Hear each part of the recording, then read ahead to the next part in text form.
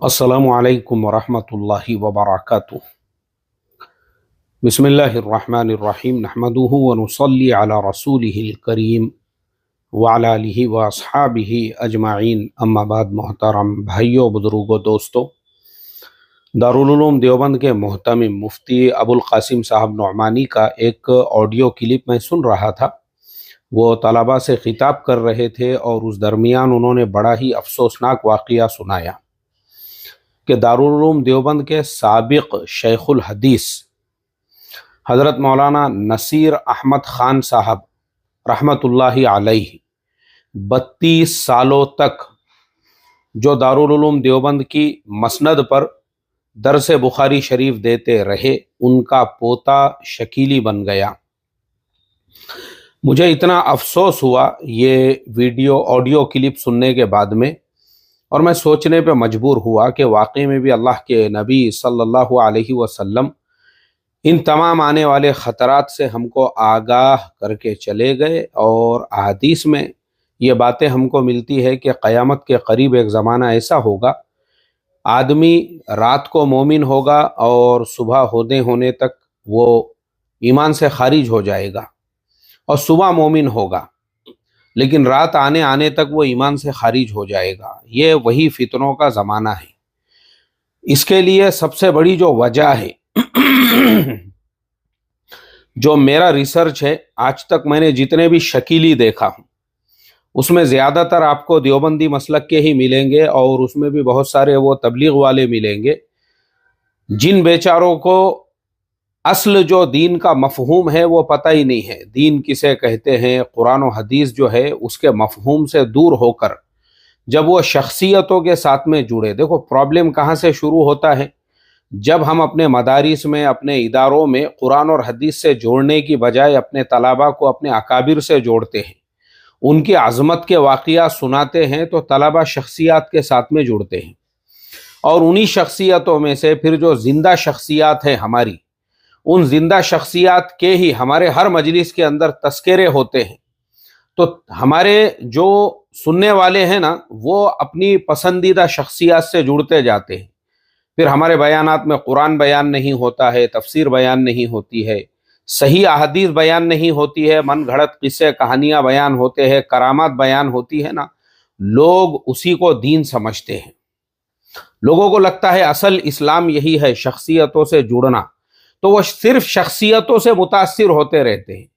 آج انہوں نے اس شخصیت کا بیان سنے، وہ اس سے متاثر ہو گئے، کل انہوں نے وہ شخصیت کا بیان سنے، پھر وہ اس سے متاثر ہو گئے، پرسوں وہ کسی اور شخصیت کا بیان سنے، اس سے متاثر ہو گئے۔ تو لوگ جو ہے نا، جب اپنی پسندیدہ جو شخصیات ہوتی ہے پھر ان کی محبت میں اتنا غلو کرتے ہیں، جیسے حضرت نوح علیہ السلام کی قوم کا واقعہ ہم کو قرآن کریم کے اندر ملتا ہے۔ ود، سعا، یغوث، یعوق، نصر، یہ جو وہاں کے مشہور و معروف بت تھے، اور قوم نے جو ہے، ان کے قوم کے وہ برگزیدہ لوگ تھے۔ لوگ اس وقت نبی وقت سے نہیں جڑے، اللہ سے نہیں جڑے، بلکہ کن سے جڑے؟ بولے یہ اپنے بہت عبادت گزار لوگ ہیں، جڑو ان کے ساتھ میں۔ اب لوگ ان کی مدح سرائی کرنے لگے، تعریفیں کرنے لگے۔ پھر ان کے انتقال کے بعد لوگوں نے اپنے گھروں میں ان کی تصویریں لگا دی۔ اسی لیے اللہ کے نبی صلی اللہ علیہ وسلم نے تصویر کو حرام جو قرار دیا ہے نا، وہ اسی لیے جو تصویر عظمت کے طور پہ گھروں میں لگائی جاتی ہے، کیونکہ کچھ دنوں تک وہ تصویر عظمت کے لیے گھروں میں ہوتی ہے، موبائلوں میں ہوتی ہے، اور اس کے بعد میں لوگ اس کی پوجا پرستی شروع کر دیتے ہیں۔ یہ میں نے خود دیکھا ہوں، ایسے لوگوں کو میں نے دیکھا ہوں جو ہمارے ایمان کی بات کرنے والے، میں نے دیکھا وہ ان کے اس کے اوپر، اسکرین کے اوپر جو ہے حضرت جی مولانا الیاس صاحب رحمۃ اللہ علیہ کی تصویر لگی ہوئی ہے، حضرت شیخ زکریا رحمۃ اللہ علیہ کی تصویر لگی ہوئی ہے، اور حضرت حضرت جی مولانا یوسف صاحب رحمۃ اللہ علیہ کی تصویریں لوگ اسکرین پہ رکھتے ہیں۔ میں نے تو چومتے چاٹتے ہوئے تک دیکھا ہوں ساتھیوں کو۔ اب مجھے آپ بتاؤ، جب آپ تصویروں سے جڑو گے، شخصیات سے جڑو گے، اس بات میں رتی برابر کا شک نہیں ہے، میں تو حضرت جی مولانا الیاس صاحب رحمۃ اللہ علیہ کو اس پچھلی صدی کا قطب کہتا ہوں، میں تو مجدد کہتا ہوں، جنہوں نے اتنی بڑی محنت کی بنیاد رکھے، جس نے دنیا کا نقشہ بدل کے رکھا، کوئی شک شبے کی بات نہیں ہے، لیکن شریعت اور اسلام نے ہم کو کسی سے ہم محبت کرتے ہیں تو اس میں غلو کرنے سے بھی منع کیا ہوا ہے۔ اب غلو جب ہوگا نا، غلو جب آپ شخصیات کی محبت میں، تو پھر ہمارے مجلسوں میں بھی وہی ہوگا۔ ہمارے جو بخاری شریف کے درس ہے، سامنے بخاری شریف کھلی ہوئی ہے، صحیح احادیث کی کتاب کھلی ہوئی ہے، لیکن مسئلہ کیا ہوگا کہ اللہ کے نبی کی عظمت بیان کرنے کی بجائے صلی اللہ علیہ وسلم، صحابہ کرام کی قربانیاں بیان کرنے کی بجائے ہمارے درس بخاری میں بھی اپنے اساتذہ کے جو ہے کرامتوں کے واقعات اور اپنے پسندیدہ بزرگوں کے من گھڑت واقعات، اتنے من گھڑت واقعات ہیں۔ میں خود دارالعلوم دیوبند کے سابقہ، دارالعلوم وقف کے سابقہ شیخ الحدیث حضرت مولانا انظر شاہ صاحب کشمیری رحمۃ اللہ علیہ، ان کی صحبت میں نے کچھ وقت گزارا ہوں، اور جب میں ان کی صحبت میں تھا اس زمانے کے اندر انہوں نے خود نے جو ہے نا علماء کی مجلسوں میں ایسے کئی واقعات سنائے، بولے جو آج عوام کے اندر گھڑے ہوئے واقعات ہیں، جو عوام نے اپنے اکابر سے ان کو جوڑ دیے۔ اس میں سے ایک واقعہ میں آپ کو سناتا ہوں، وہ حج کے سفر کا ایک واقعہ ہے کہ حج کے سفر پہ جا رہے تھے، اور بولے وہ روزانہ ایک پارہ جو ہے قرآن کریم کا حفظ کر کے تراویح میں سناتے تھے۔ اب دیکھو یہ ایک واقعہ جو ہے نا، میں نے ایک دوسرے مسلک کی مسجد میں نماز کے لیے گیا، جمعہ کے دن سفر میں تھا، میں جمعہ کا وقت ہو گیا، وہاں پہ بھی جو ہے وہ جو خطیب صاحب تھے، وہ اپنے مسلک کے جو بزرگ ہیں ان کے بارے میں وہی واقعہ سیم ٹو سیم، جبکہ میں بھی یہ جو ہے اب اپنے طالب علمی کے زمانے میں، اور میں خود یہ واقعہ سنا چکا ہوں،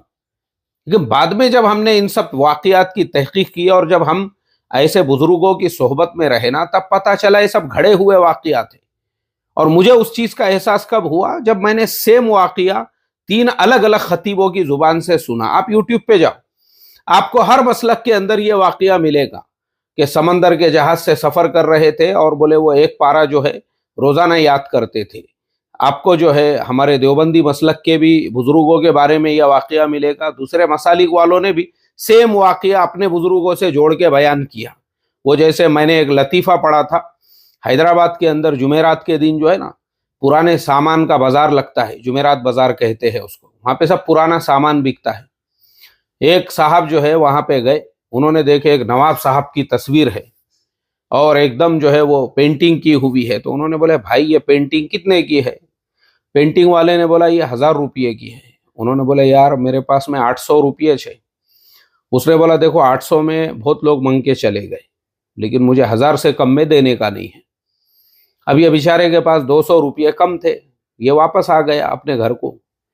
چند دنوں کے بعد اس کے ایک دوست نے سارے دوستوں کو اپنے گھر پہ کھانے کی دعوت دی۔ اب سارے دوست جو ہے اس دوست کے گھر پہ پہنچے، کھانا کھانے کے لیے بیٹھے دسترخوان کے اوپر، کھانا وانا ہوا، چائے کا دور جب چلنے لگا، سب صوفوں پہ بیٹھے، تو وہ جو مہمان صاحب تھے وہ بھی سب کے ساتھ بیٹھے ہوئے تھے، میزبان صاحب بھی سب کے ساتھ بیٹھے ہوئے تھے۔ اب جو مہمان لوگ تھے انہوں نے دیکھے کہ سامنے دیوار پہ جو ہے ایک نواب صاحب کی تصویر لگی ہوئی ہے، ایک دم ان کا چوڑا سینہ ہے اور سینے کے اوپر جو ہے عالی شان شیروانی انہوں نے پہنی ہوئی ہے، اور اوپر سر پہ جو ہے ان کے تاج رکھا ہوا ہے، اس پہ ترا نکلا ہوا ہے۔ مہمانوں نے یہ کہا واہ واہ واہ واہ ماشاء اللہ، کیا؟ بولے یہ پینٹنگ ہے، کس کی پینٹنگ ہے؟ تو وہ جو میزبان صاحب تھے انہوں نے بولے یہ ہمارے پردادا تھے نواب ریاست علی خان صاحب۔ بولے واہ ماشاء اللہ، یہ تمہارے پردادا تھے؟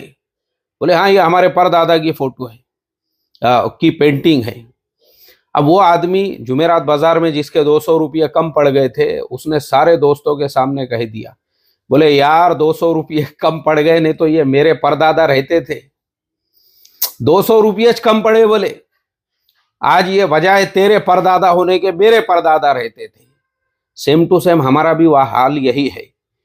پیٹرول بھرنے کا ایک واقعہ جو ہے نا، بولے وہ راستے سے سفر میں جا رہے تھے اور پیٹرول کی ٹنکی میں پیٹرول ختم ہو گیا تو وہ پانی بھر دیے۔ یہ واقعہ بھی میں نے 3 الگ الگ مسلک کے لوگوں سے سنا، خطیبوں سے سنا۔ पेट्रोल की टाकी के अंदर जो है वो पानी भर दिए, अब कार जो है हवा से बातें करने लग गई। ये सब मन घड़त वाकयात जब आदमी सुनता है ना,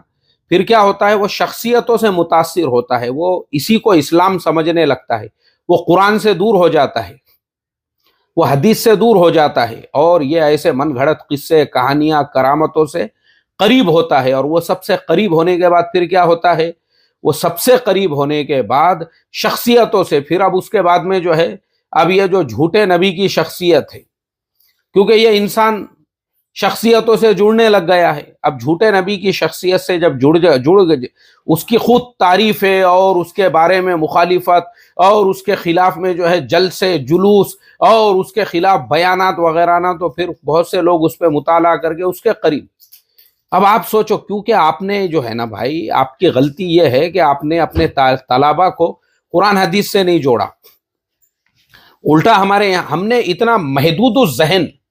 मैं बता रहा हूं आपको, हमारे यहाँ तो किताबों के पढ़ने पे पाबंदी लगी हुई है। अभी वो एक तालिब इल्म ने जिसको मदरसे से खारिज किया गया, खुद उसने मुझे मैसेज करके कहा कि मुफ्ती साहब इस उन्वान पे भी आप थोड़ी रोशनी डालो, मैं नदवतुल उलमा लखनऊ में पढ़ता था, बीमार हो गया, माँ बाप ने बोले घर के करीब एक मदरसा है वहाँ दाखिला ले लो और दौरे हदीस वहाँ पे मुकम्मल कर लो। बोले मैंने वहाँ दौरे में दाखिला लिया और मैं अपने कमरे के अंदर